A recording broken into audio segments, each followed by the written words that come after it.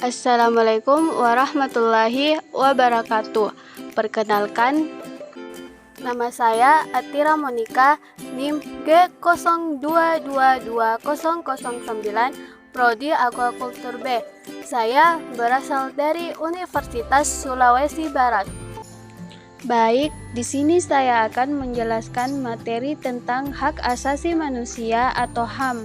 Nomor 1, pengertian hak asasi manusia atau HAM.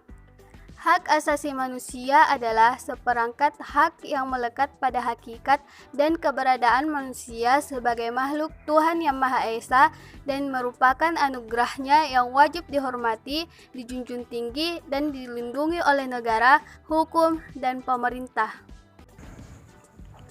Pengertian hak asasi manusia atau HAM menurut para ahli. Beberapa ahli juga menyatakan pengertian tentang hak asasi manusia atau HAM. Pengertian HAM menurut beberapa para ahli sebagai berikut. Yang pertama, Jan Matterson. Menurut Jan Matterson, dari Komisi Hak Asasi Manusia Perserikatan Bangsa-Bangsa, hak asasi manusia ialah hak-hak yang melekat pada manusia yang tanpa dengannya manusia mustahil dapat hidup sebagai manusia. Yang kedua, C. de Rover. Menurut C. de Rover, HAM adalah hak hukum yang dimiliki setiap orang sebagai manusia. Hak-hak tersebut bersifat universal dan dimiliki setiap orang, baik orang kaya maupun orang miskin, laki-laki ataupun perempuan.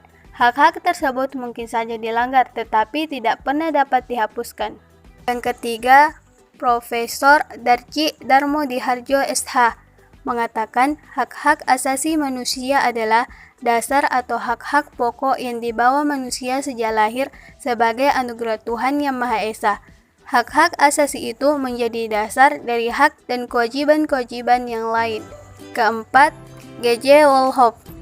Menurut G.J. Wolhoff, dalam bukunya yang berjudul Pengantar Ilmu Hukum Tata Negara Republik Indonesia 1995 menyebutkan bahwa hak asasi manusia ialah sejumlah hak yang mengakar dan melekat pada setiap manusia. Yang kelima, Austin Rannai. Menurut Austin Rannai, hak asasi manusia adalah sebuah ruang kebebasan yang dimiliki individu yang sudah diatur atau dirumuskan di dalam konstitusi hukum serta pelaksanaannya sudah dijamin oleh pemerintah atau negara. Ciri-ciri hak asasi manusia atau HAM. Setelah membahas pengertian hak asasi manusia atau HAM berdasarkan konstitusi dan menurut para ahli, kini kita akan membahas ciri-ciri dari hak asasi manusia atau HAM. Yang pertama, HAM bersifat hakiki. Ciri pertama dari HAM adalah bersifat hakiki, yang berarti hak asasi manusia adalah hak yang diberikan kepada semua manusia sejak lahir. Yang kedua, HAM bersifat universal. Ciri kedua dari HAM adalah bersifat universal, yang berarti hak asasi manusia berlaku untuk setiap manusia yang ada di seluruh dunia tanpa melihat latar belakang dari manusia itu sendiri. Yang ketiga, HAM bersifat tidak bisa dicabut.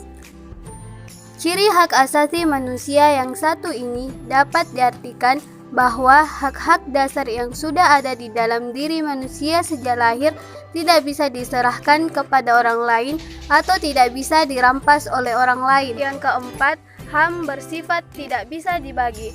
Ciri keempat dari HAM adalah bersifat tidak bisa dibagi, yang berarti setiap manusia berhak untuk memperoleh semua hak yang sama seperti hak sipil dan hak politik, hak ekonomi, serta hak sosial dan budaya. Materi selanjutnya yaitu macam-macam hak asasi manusia atau HAM. Menurut Undang-Undang Nomor 39 Tahun 1999 tentang hak asasi manusia, hak asasi manusia terdiri dari beberapa macam, diantaranya yang pertama, hak asasi untuk hidup. Yang kedua, hak asasi berkeluarga dan melanjutkan keturunan. Yang ketiga, hak untuk mengembangkan diri. Yang keempat, hak memperoleh keadilan.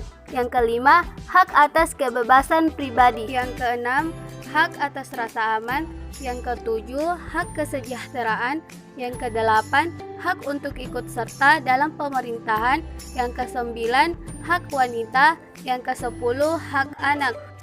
Dan yang terakhir adalah macam-macam HAM menurut Deklarasi Universal HAM atau DUHAM.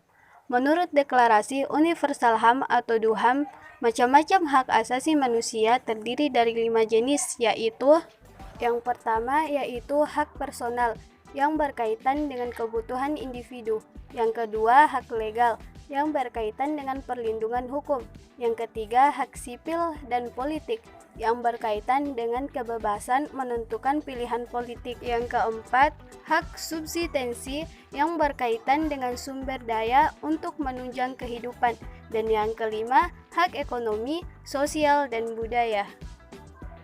Baik, mungkin itu saja materi yang bisa saya sampaikan. Sekian dan terima kasih saya ucapkan. Wassalamualaikum warahmatullahi wabarakatuh.